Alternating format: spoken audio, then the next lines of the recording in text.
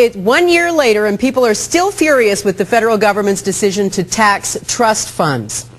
Today, people hurt by the decision protested in Ottawa and in Calgary at Stephen Harper's office. Kevin Green was there. These are not the faces of your usual group of protesters. In fact, this group can barely even get a chant going. Anyone got any good ideas that we can come up with? What would you like for a chant?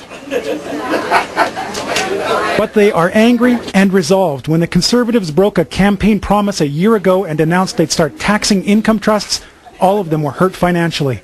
We could buy presents for our grandchildren. We could travel a little bit. You know, it afforded us a little bit of pleasure in life. Wiped out.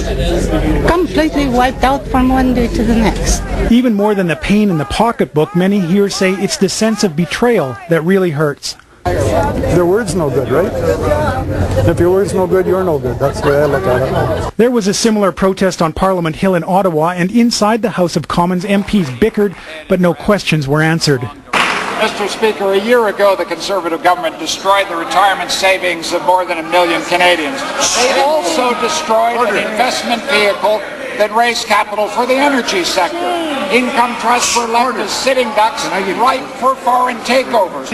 You know, in the energy trusts, Mr. Speaker, more than half the energy trusts were owned by Americans. And you know what they were paying? They were only paying a 15%. Well, Ralph, you're going to get a hernia. Back in Calgary, these protesters say it's no laughing matter. The current government's got to be voted out and somebody come in, and I don't really care who other than the Conservatives. I used to be a Conservative, but I'm no longer one. And so the Liberal who'll be taking on Harper in his own riding is working the crowd, and so is a masked Neil Leeson, a protester here to remind the Conservative government how their Halloween decision of last year is being remembered. The finance minister represents the devil.